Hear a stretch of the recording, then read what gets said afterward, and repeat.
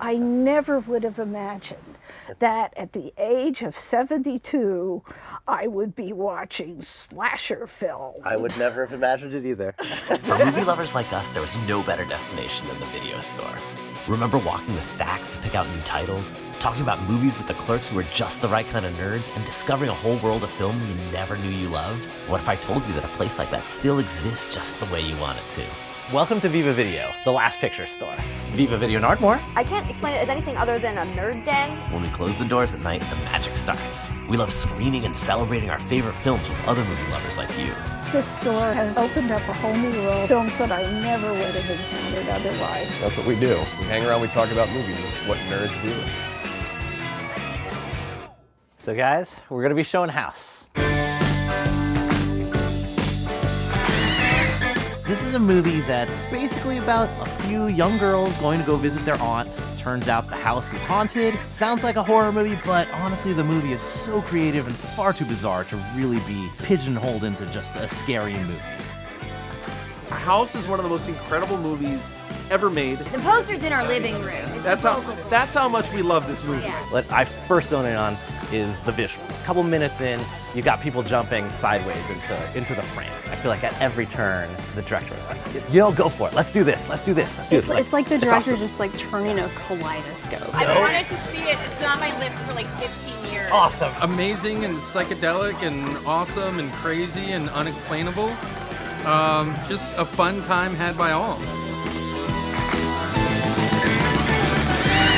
It's so important to see it with an audience. I just never got to it, and I'm so glad because this seems like the perfect I mean, like, place this is to see unbelievable.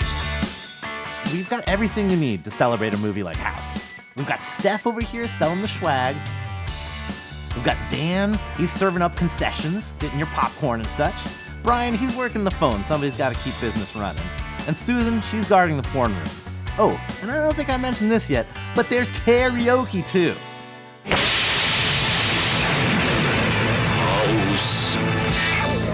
All right, guys, come on.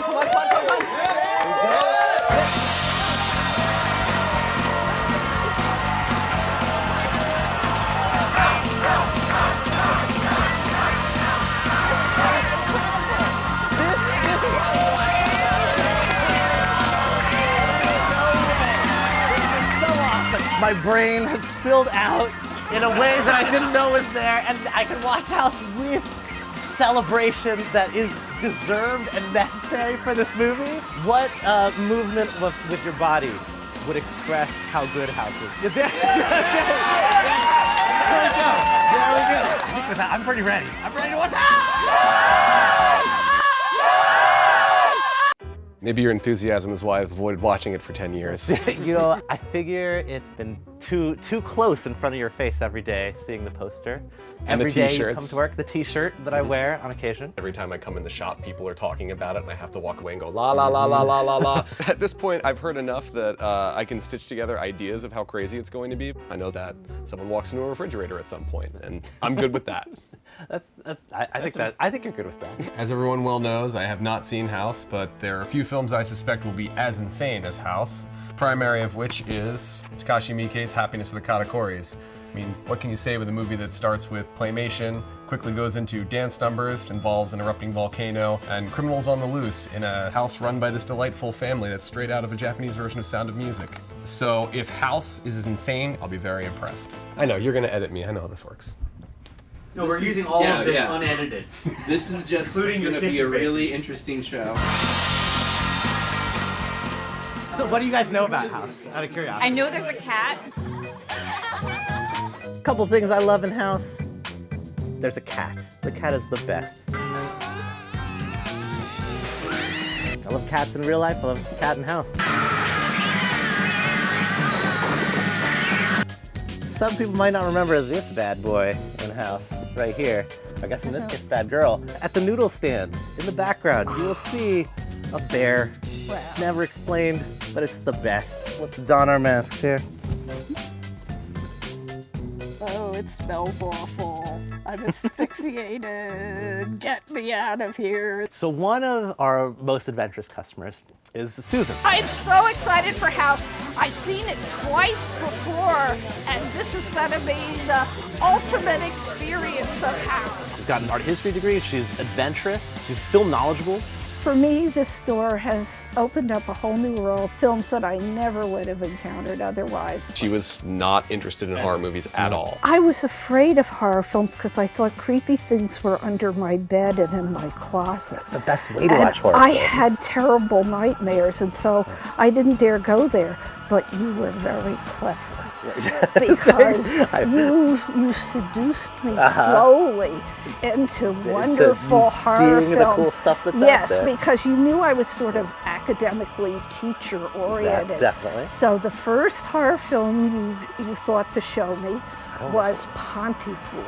Pontypool was the first one. That's a good choice for showing you. Pontypool was a very good movie for a teacher because it is all about language, and language as a virus that infects people if you don't use it in the correct way. I like to think of it if Jacques Derrida wrote a zombie movie. That's right. And you started me with that, and even though it's a zombie movie, it worked perfectly. Awesome. And then I got more and more daring. I live in a retirement community, and people look at me as if, what's happened to All the her? screams they hear from your apartment, just terrifying them.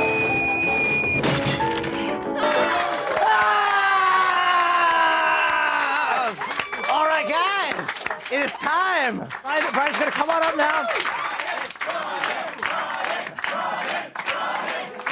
Tonight, along with many of you, I'm taking the plunge on one of Miguel's favorite recommendations. I will see House for the first time, and then I will hold Miguel accountable.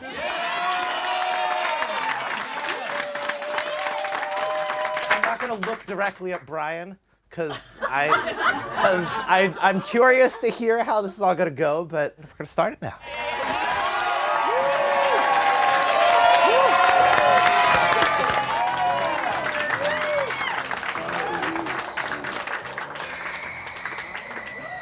So for me, House remains the only movie I've seen unsubtitled the whole way through without knowing the language, because that's how I first came across it. Oh yeah, whole way through watched it, loved it. Abraham has a particular history with me with this movie being the man that found me the subtitles. 今、私たちはまた陸上航空機のピヨンのビデオ。 I got to see it with the director and his daughter. Who signed our poster? I've shown it to Ash, watched it multiple times. The first time I saw House, I thought it was definitely the zaniest movie I ever saw. He has loved House and a lot of other movies, and you can read subtitles fast enough that now we can enjoy so many movies. That was a big part. That was a big part of it. Wasn't there a time afterwards where he felt that foreign films were the only movies of interest? Not the only movie, but his favorite genre was subtitled films. Yeah. House in my house is the movie we watch as a family. Ash, who's 8, he for a time it was his favorite movie. I don't know if I'm doing him a service or a disservice also by like showing him. What is his understanding of cinema gonna be? Where like House is just a normal movie that you watch. Where's he gonna go from here? Like at a certain age, House is pretty awesome for that in that like you're not surprised by things being outside of like whatever the form of movie is. You're able to like shift with it. You're so plastic, like everything can make sense to you in some way. But so watching it with him was just, it's awesome. Good morning, and fish were made to swim in the sea. Absolutely. I've been humming the song all week. Did you like the song? Did you even remember the song? I don't. So when they did the song and they were going through the market before they went up to the horror house, I think the band was in the background because there were guys like in cutoff shorts and rock and roll hair.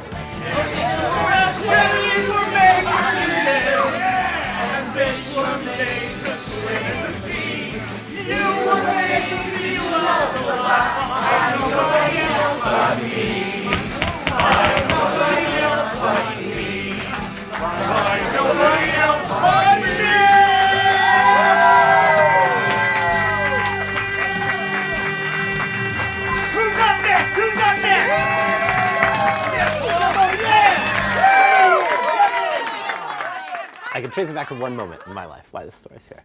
So when I was about 4, had a nanny that was too scared by Nightmare on Elm Street. It came on the TV. She's like, yo, too much. I'm gonna go. You chill here, watch Nightmare on Elm Street, no big deal. From that moment on, I knew just how powerful a movie could be because I was terrified. But it made me obsessed with movies. She abandoned you to watch it on your lonesome. That is insane. And my poor mom, like I'd explain it to her after, I was like, she was trying to chill me out about it. I was like, no, he gets you in your dreams. You can't help me. You can't help me. And I was like, you think about Freddy too much. You think about Freddy too much. I mean, we're both kind of right on this one. Because like, if somebody is telling you that you're thinking about Freddy too much, like there's no way that's not a little bit true. The third one. You took me to see. Wait, you took me to see the third one in the theater when I was, I think, Ash's age. One of the reasons I love House is just that it's a movie that's perfectly content with being itself. It doesn't aspire to be like any other films. It just marches to the beat of its own drum. Best place to start with movies that try to be themselves. Seating of a Ghost, a wonderful, heartwarming story of a lady who is murdered, and she comes back as an avenging corpse, and it tops itself in terms of the house craziness with one particular scene which may be the greatest sex scene I've ever seen in any film. A corpse having sex with a apparition in the air. It has some sexual gymnastics going on in a zero gravity environment. It's really, really terrific, and it is thoroughly sui generis. Okay, so sui generis, basically a very ostentatious way of saying unique. Yeah.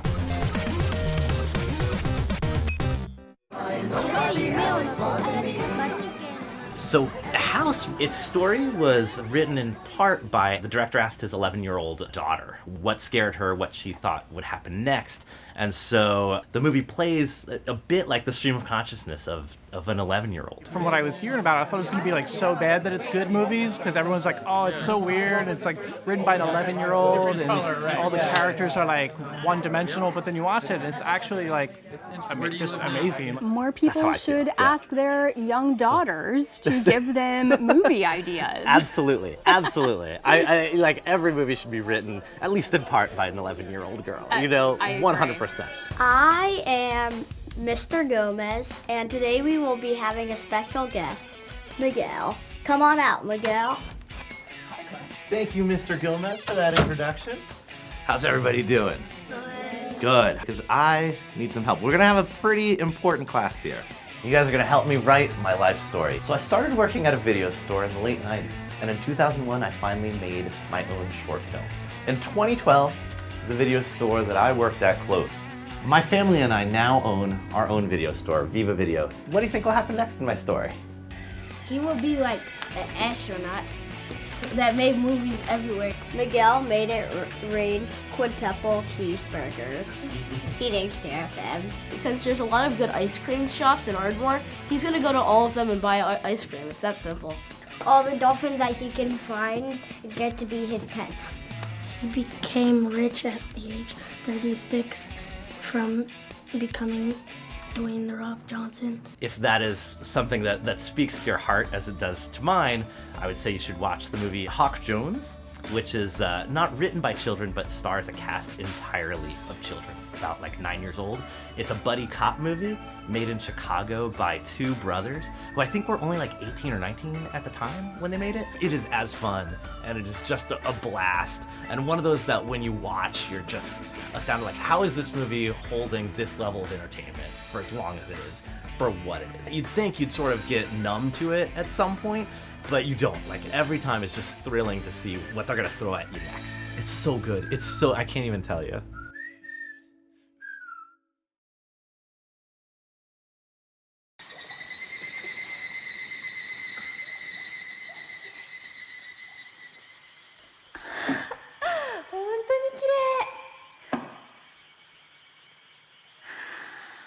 I feel like I have a lot of childlike glee in just in everything, but in watching movies in particular, and like getting to turn excitedly to see how Ash is going to react when the watermelon turns into a head and bites somebody on the butt. That just made me laugh so hard every time I say it. That's It's so just good. the silliest thing, but it's so funny. That's Ash's favorite part. He made me rewind it. And we watched it over and over.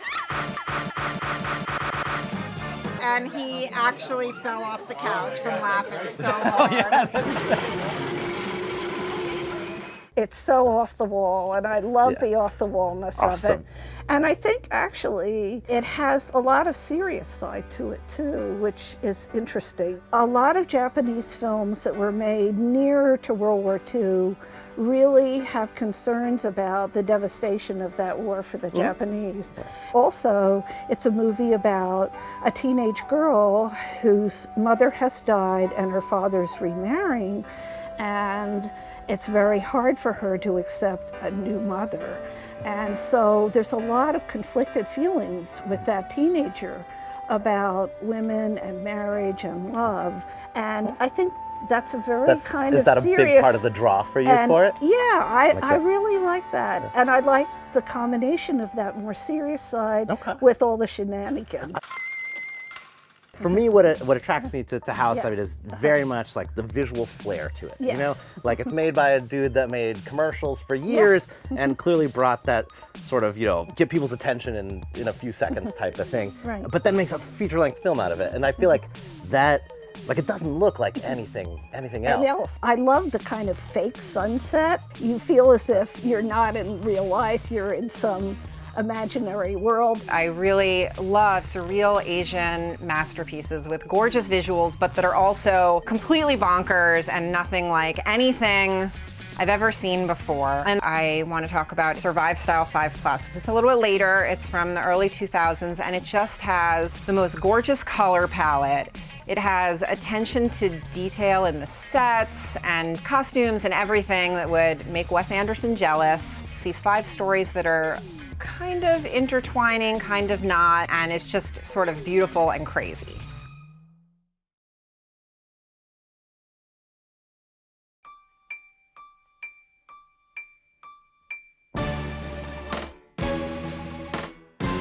I had my first religious experience on the carpet of my nanny's house. A commercial for Ghostbusters, the movie, came on. I was 2.5, my brother was 4.5. But when we saw Stay Puft, Slimer, we heard the song, it was like seeing the face of God. Brian has a binder of every ticket stub that he's managed to hold on to since 1999. Saw Ex Machina twice in like 3 days. That was actually to correct a flaw in the way I was watching it. But Dan was obsessive from, I forget what age, he's kept a notebook with every movie he's watched. Yes. Since you were 8, 9, how old? 9, it started on my 9th birthday, March 17th, 1999. The first movie I believe I logged in there may have been Night of the Hunter. Night of the Hunter at that age? I saw Night of the Hunter right around that yeah. I mean, honestly, this is our blood bond. We clearly all saw our favorite movies when we were way too young, and it turned us into video store clerks. It did. Throughout our lives as video store clerks, we've endured repeated reminders that our jobs are obsolete. And yet, what replaces us? DVD vending machines at supermarkets? Subscription services? With 10,000 movies you'd never watch? We are the emptiness you feel when you realize an algorithm can't suggest movies for shit. We're the part that knows you. We're the part that listens. We are the part that cares. It's not your business we're after. It's a conversation. It's a connection. We love movies, and so do you. And really, that is all that matters to us.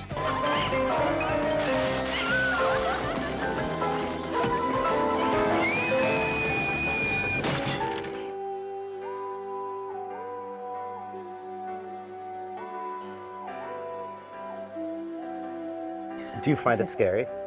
I'm not scared anymore, and the reason I'm not scared of horror movies anymore is when you get to be old like me, what you're facing in life is way more scary than horror films. Actual death, big yes. worse than any watermelons turning into when heads you or feel things in your body aren't working the way they used to, it's the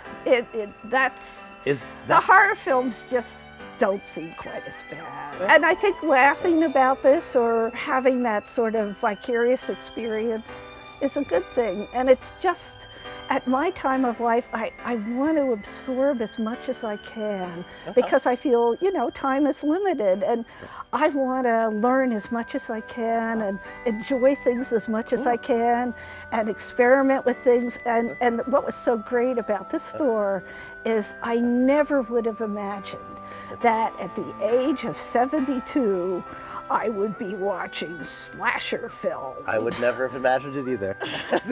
House is one of those where you watch it and you're like, there's a lot more to this world than I usually see and that I usually think about. And I mean, that's the best feeling in the world. That is, you know, definitely part of like what I love here too.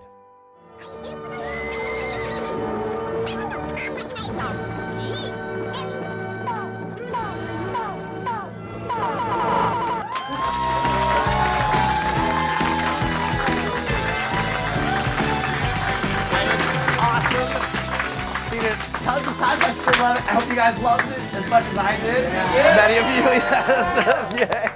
Brian, I did see him laugh at least twice very heartily, so I'm feeling Just sitting here watching me watch the movie, I aren't you? absolutely This is am. freaking creepy. I can feel your eyes on me. Thumbs up, thumbs down. Thumbs up, yay! Woo! Oh, I'm elated, I'm elated. I was not quite sure what to anticipate, but I quite like what I saw. Absurdity is the real spice of life anyway. I wish that the great American poet Robert Frost had been alive to see this film. Every time I see it, I get even more out of it. Oh, I was not a fan, actually. It's a movie that needs to be shared, so it was great to share it with everyone. The cat was amazing. I would love to know more about the cat, like where'd she come from? Does she have other work? Was it one cat? Did they have a lot of cats that look alike? How'd they get it to play the piano? I have a lot of questions about the cat. She was incredible. We were also talking about like which house girl we would be. I think I would be fantasy. Yeah, I think I'd be sweet. I'm always cleaning. Yeah, my head's always in the clouds. And I'm always cleaning.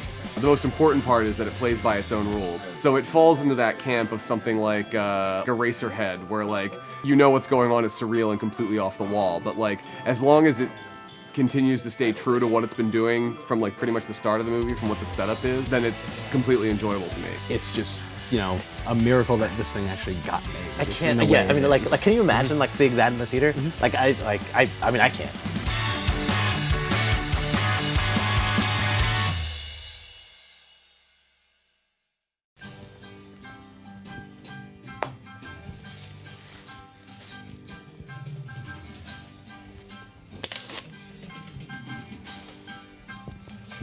As sure as cherries were made for eating, and fish were made to swim in the sea, you were made to be loved a lot by nobody else but me.